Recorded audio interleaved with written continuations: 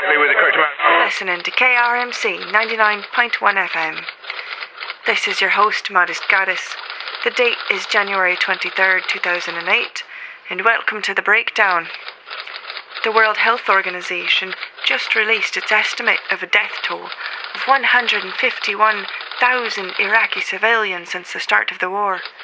Depending on your source, however, this estimate varies from a minimum of 80,000 to over 1 million people. In comparison, nearly 3,000 people died in the 9/11 attacks, and approximately 4,000 American troops have given their lives in Iraq. The difference is a human loss of 144,000. Today's pub quiz. If 3,000 American lives justified going to war, then how many more people have to die for this government to feel vindicated? Let's have a chat. We have our first caller. Well, yo, yeah, Karmacy, Nicco, yo, we always doing what they say,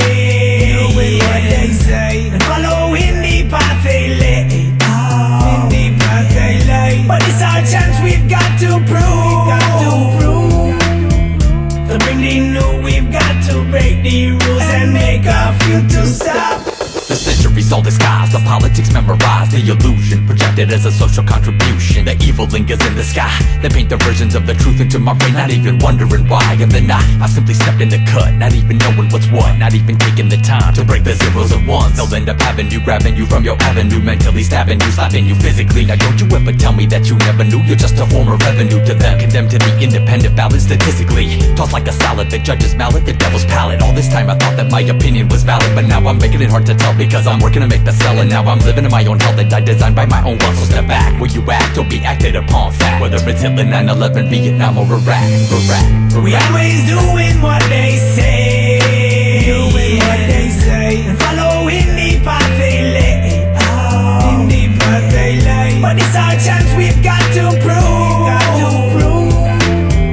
to bring the new, we've got to break the rules and make our future stop. My ears pop, I can't get higher. The plot thickens as we chop chickens and raise foster kids. But we hostile, we lost our virginity, the peace of serenity, like bats with bad posture. Cost ya, cha-ching. I got my loved ones living on strings. One snip of the cut, that'll be what's up, and that'll be what's wrong when this rolling nigga stuck in the gut. Who said we had to live by the rules and die by the grave? It's insane how we follow the game without playing. One day we learn, once we listen, just pause to maintain. Stop, breathe. Can we foresee what we miss when we try to aim? It's a shame how we follow the game without playing. One day we learn, once we listen, just pause to maintain. Stop, breathe, aim. We always doing what they say,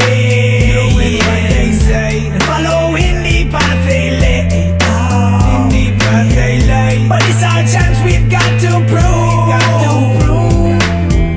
to bring the new, we've got to break the rules and make our future stop.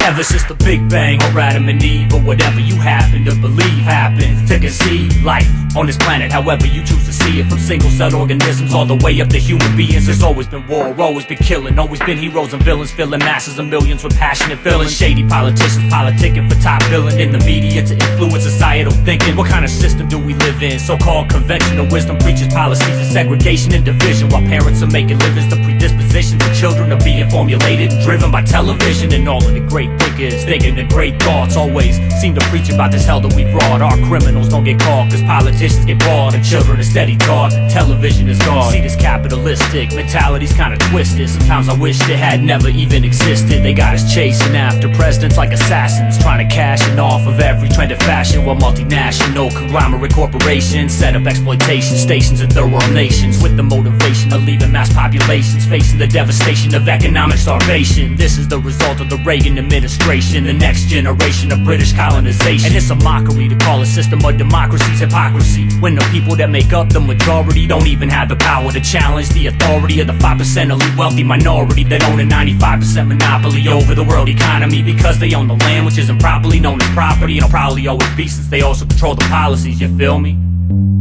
Yo, we always doing what they say, and following the path they lay,